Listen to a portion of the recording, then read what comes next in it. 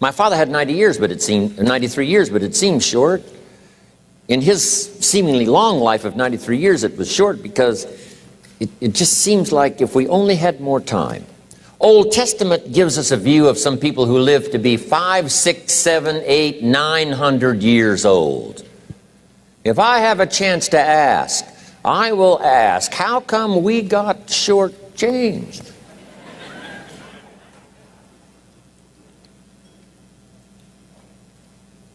Wouldn't that be a good question if you had a chance to ask? Imagine 700, 800, 900 years to watch generation after generation after generation after generation stay healthy and well. I mean, you gotta be healthy to make it to 900. You gotta take your vitamins.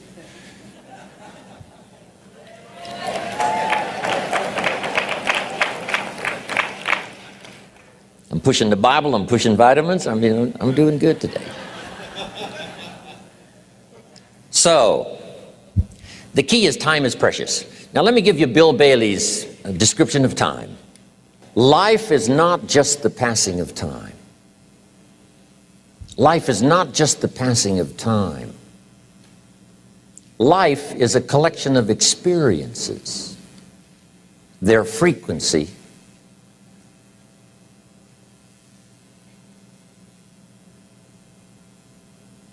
and their intensity. Life is not just watching the clock tick away. Life is a collection of experiences, their intensity, their frequency. When my friend Mark died at age 44, someone says, that's young to die. But what if he lived 4 lifetimes in one? It might not be too young. So here's whatever the span of your life turns out to be, here's what you want to fill it up with: experiences and the intensity of those experiences.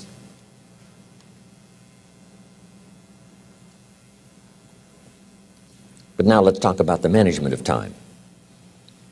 Here's one of the best ones. We covered earlier, when should you start building this hotel?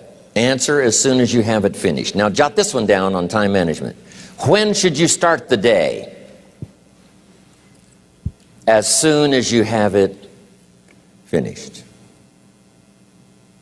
Plan the day the best you can, leaving plenty of room for improvising and surprises and all the stuff that happens during the course of the day. But if you've planned a good, productive day, now you start that day, you can't believe how much more valuable your time will be. Don't start the day until you have it finished. Now here's the next one. Don't start the week until you've had it finished. Now to lay out a week is a pretty good challenge. Next, don't start the month until you have it finished. The places to go and the people to see and the productivity and the sales and the customers and the development and all the rest of what you want to accomplish during the course of 30 days. Don't start the month till it's finished. And then here's the big one. This is really challenging. Don't start the year until you have it finished. To the best of your ability. It can't be finished like minute by minute.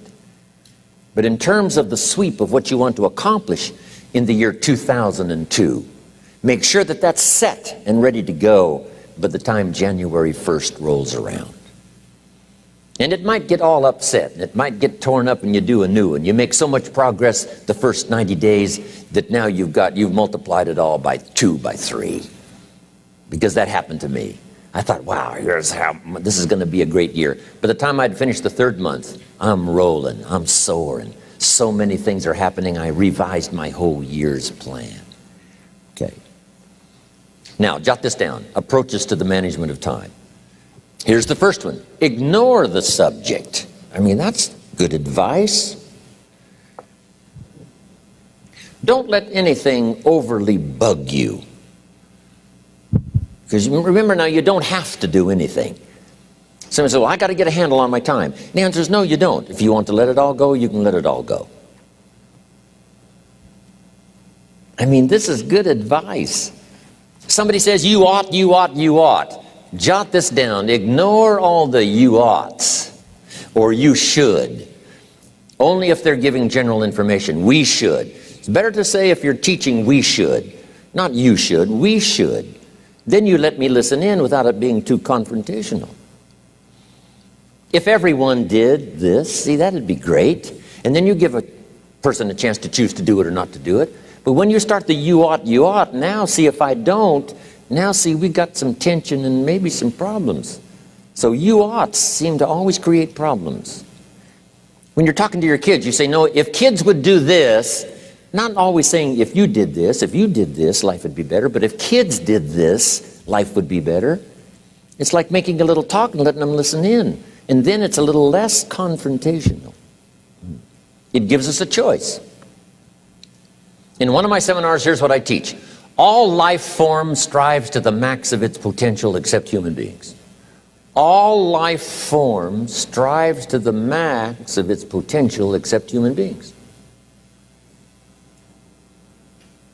How tall will a tree grow? As tall as it possibly can. You never heard of a tree growing half as high as it could. No, trees don't grow half. A tree drives its roots as deep as it can, reaches as high as it can, produces every leaf it can, every fruit it possibly can. To the max. Every life form strives to the max, except human beings. Now, why not human beings? Jot this down. You've been given the dignity of choice. You're not a robot. You don't have to repeat this year the same as last year. You can tear up last year's plan, develop a new plan.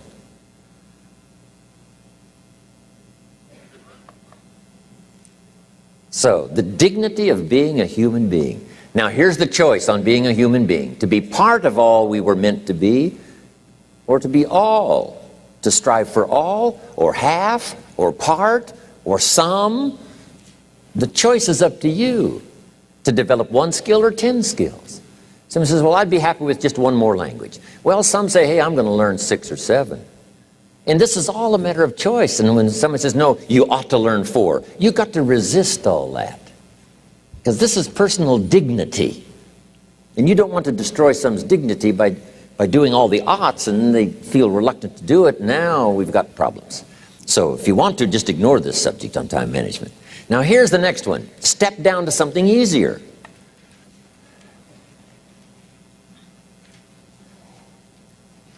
The guy's in sales and he says, oh, I want to own the company. Finally owns the company. Now he's got no time to play golf. He said, when I was in sales, I was making big money playing golf 3 days a week. Heck with this owning something. Heck with managing. My life was never my own after I started to manage. I'm going back to sales. See, this is the key. If you're getting too pressed, you might consider stepping down to something with a little easier time pressure. Little girl says to her mother, Daddy comes home, brings his briefcase and pats me on the head and says hello, disappears and works on his papers. How come my daddy doesn't play with me? And her mother said, look, your daddy loves you very much, but he's so busy at work, he can't get it all done, he has to bring it home. He loves you, but that's why he can't play with you. And the little girl said, why don't they just put him in a slower group? So, jot this down now. If you don't have time for your kids, you might consider joining a slower group. Remember when I said some things I went for cost me too much? So reconsider. Next key to time management, and that's work longer and harder. But see, there's a limit to that. I almost lost my health the first year. I went so crazy about personal development and achievement. I just went bonkers. You know, I told you I was skinny. By the end of that first year, I was a walking shadow.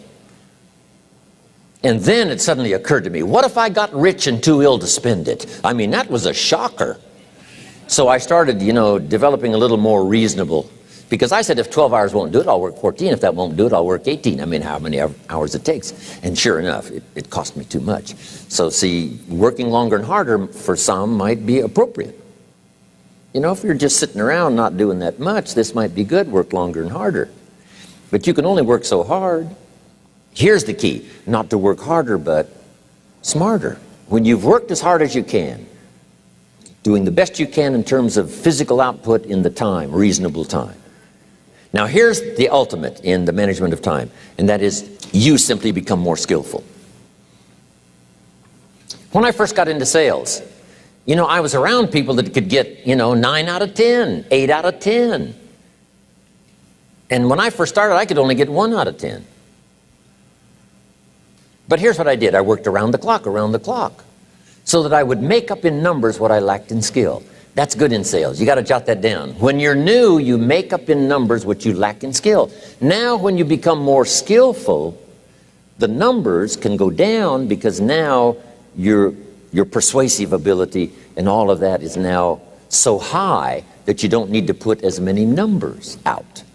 But at first, if you want to compete or if you want to really get good, you've got to put in the numbers. But if you get more from yourself, develop more of yourself, now the time management becomes an easier task. Now here's the next thing. Either you run the project or it runs you. I've found out when you start something, at first you're in charge. All of a sudden, a year later, it's in charge. Some of the companies I started, I'm telling you, I'm in control. A couple of years later, I'm out of control. At first, I've got it on the run. 2 years later, it's got me on the run. Haven't got enough time. I'm dizzy with trying to get it all done. So here's part of the key, and that's to get in charge. Say, I'm going to take charge of my health. One of my albums is entitled, Take Charge of Your Life. Take charge of your time. Take charge of your resources, which we're going to talk about next. Take charge of your health. You're the one that's responsible for it. It's not a requirement of society that you not have a heart attack and take care of your family. That's not a requirement of society, but you must make it a requirement of yourself. Society doesn't require that you build a financial wall around your family nothing can get through. That's not a requirement of society. It's a requirement you impose on yourself to build a financial wall around your family nothing can get through. So impose on yourself this self-development of being in charge, taking charge of your life and your health and your future and your responsibilities and all the rest. Next, reasonable time is enough time to achieve all of your goals. Just jot that down. Reasonable time is enough time. I had to learn that. Reasonable time is enough time. Here's why. It's not the hours you put in, it's what you put in the hours. If you start depositing greater ideas into the hours you've got later than now, I'm telling you, later you can't believe the productivity that will flow. The ideas you can't think of now, a year from now, they'll start to flow. And when you deposit those ideas in the hours you've got, productivity multiplies by 2, 3, 5, 10. Next, time management essential. We've already covered the first one, a written set of goals. And then do priorities on your goals. What's important this week? What's important this month? Here's the next one. Often review. Just go over your goals to make sure that your list is working for you. It's got you inspired. It's got you turned on.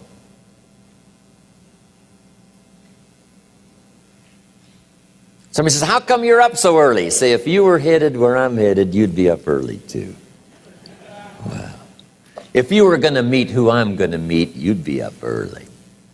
If it was going to stack up for you like it's stacking up for me, you'd be getting up early. Wow. Here's some more time management essentials. Learn to study what we call majors and minors.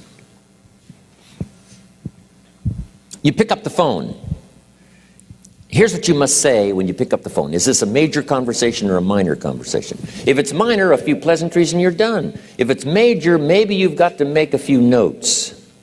So here's the next one. Important conversations, make an agenda before you make the call. Just jot down a little agenda. It's so easy now to just talk out of your head. Did you ever hear a conversation end like this? Let's see, there was something else. See, you don't look that swift. I can't think of it right now. I'll call you back. See, you look a little incompetent. Let's see, there was something. It escapes me right now. Really? So have you got this now? Make an agenda before you make a call if it's an important call. Now later that saves you all kinds of stuff.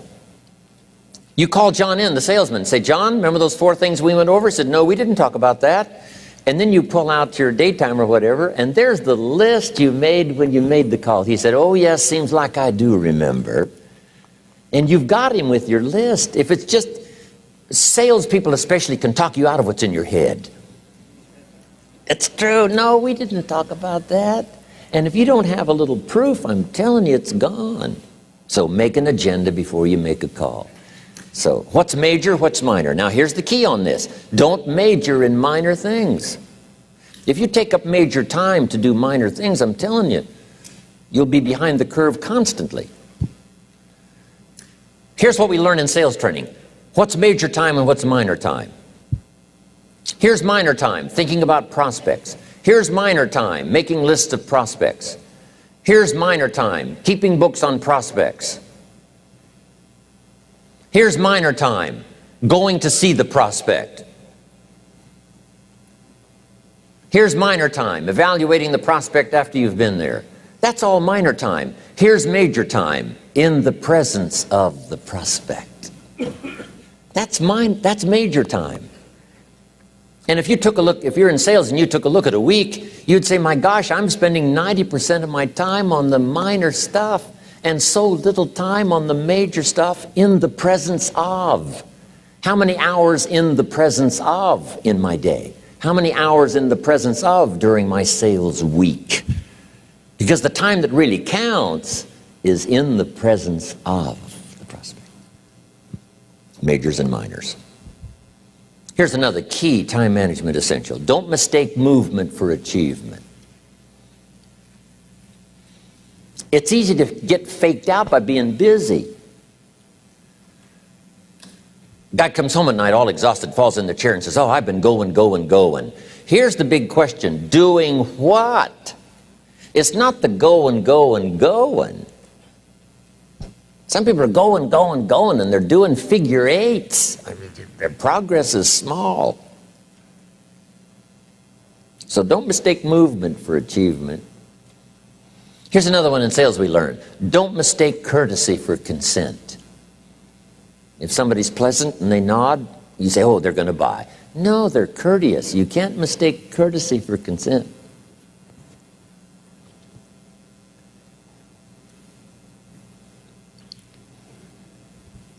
Now here's a big one, concentration. I had to learn this. All those years ago, I'm in the shower trying to compose a letter. Found it turns out to be a strange letter. So here's what I learned to do. Save the work till you get to the office. Save the work till you get to the work. Don't try to get to the office on the way to work. On the way to work, enjoy the way. In the shower, enjoy the shower. Then go to work when you get to work. I found this to be helpful. Concentration. Here's another big one. Learn to say no. I'm telling you, in such a social society we have now, it's so easy to try to be a nice person saying yes, yes, yes to everything. Find yourself overloaded. Now you got to call and make the, well, gosh, you know, all the time it takes to back out of something that you said yes to too quickly. Here's what might be better. I don't think so, but if that changes, I'll call you. Little things you can use not to overcommit yourself. My friend Ron Reynolds says, don't let your mouth overload your back. It's a good one. Now here's a big one on time management. When you work, work. When you play, play. Don't mix the two. Don't work at play. I used to take my family to the beach and I would bring my briefcase.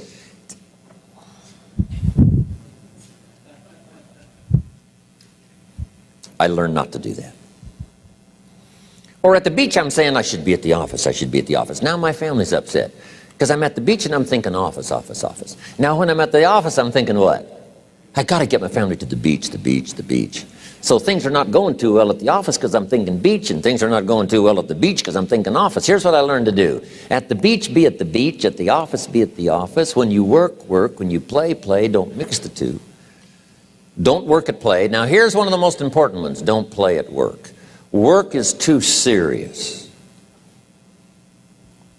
You don't want the reputation of being the office joker. It's not a good one. Yes, there's time for some pleasant stories. Yes, there's time for a little humor.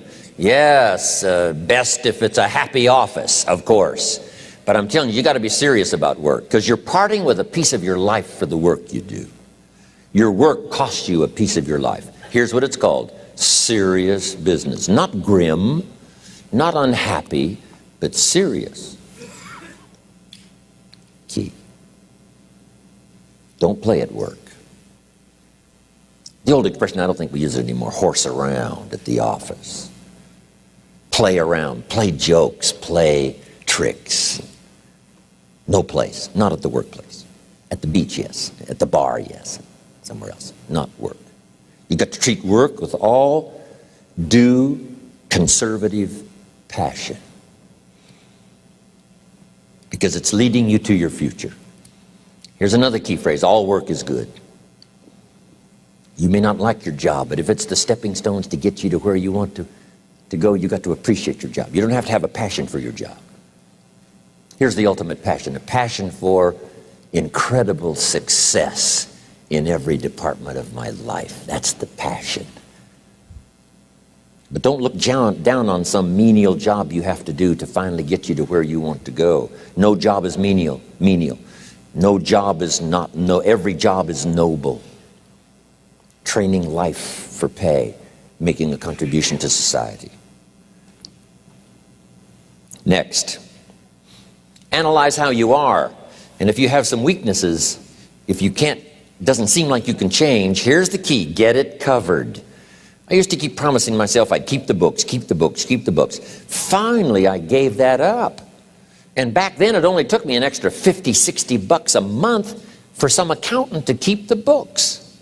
I said, no, I'm going to save the $50. You can't believe what I started losing in productivity because I tried to save the $50. So the key is, a lot of the time you can stay like you are, but just make sure you get it covered. Okay. Next, beware of the telephone and all other systems of communication, especially the telephone at home and systems of communication at home. And here's one of the best lines I've got for you for the weekend: let all communication systems serve you, but don't let them intrude.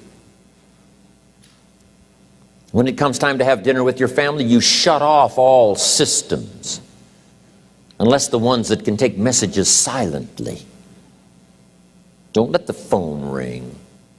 Don't let anybody intrude, come through the front door nor the back door, nor through the telephone or any other device. So you can't reach John and his family when he's having dinner. The President of the United States couldn't get through. If you develop that kind of a reputation, father, mother, when we have dinner, when we're visiting and have this time with our family, nothing intrudes. So don't let these clever little devices keep intruding. You've got to have a place that's sacrosanct. It's valuable. You don't let anything in for that period of time. Okay. Isn't that good advice? Excellent advice. Here's the next one. Read all the books. You know, I've only got a few notes here on time management, but if you've got some particular challenges, you run a big organization, a big corporation, you've got some challenges, there's plenty of books. Now, here's what's next. Just be more alert to the things that might be stealing your time. Here's why. Time is like capital. You can't let someone steal your seed corn. You can't let someone steal your capital. And you can't let someone steal your time. You must designate your time. And some of the time that you designate, you must not let anyone steal. Casual time, you might let someone intrude and steal a little bit and take a little bit, but not serious time. Key. Next, one of the great time management savers is to learn to ask questions up front. Sometimes you talk to somebody for an hour, and then you ask questions and find out if you would have asked those questions up front, you could have saved yourself an hour. Asking questions up front helps you to get to the problem now. But if you just launch into some discourse, you might waste 30 minutes, waste an hour, when here's what you should have been talking about. After you finished an hour, you say, John, what's really the problem? He said, well, it's something personal. See, that's what you should have been talking about this whole hour. Key. Next, learn to think on paper. Now we're going to take a break. Some ways to think on paper. One, we've covered one. Solving problems. Take it out of your head and put it on paper. Another one is setting goals. Making these lists we've already started. Here's another good way to think on paper. It's a projects book. Each person you're working with and each project you're working on, get a loose leaf binder and a tab and some pieces of paper behind the tab, and do a little continual summary of how it's going between you and that person and between you and that project. I call it a projects book. It is so useful to me. But what's going on between you and this person? When you last got together, what did you talk about? And you got a few notes there. Here's what we talked about the last time we got together. Now when you get together again, you can review that so you'll know better what to talk about. When the president gets ready to travel and he's going to meet some important people, guess what they bring him? All these briefing books. Right? The last time you were with Khrushchev, Kennedy is informed. Here's what he said and here's what you said. Kennedy said, oh, that's valuable. I need to remember that. If a person is important, it's worth a little running account. You might even have a projects book for your children. Here's what's happening between me and my child. We've talked about this and we've talked about this and we've talked about this. Next, a day timer. Keeping track of all of your appointments. You know, mine is all filled with, when to catch an airplane and when to do a seminar and when to sit down and have a conference, all the rest. Next is a game plan.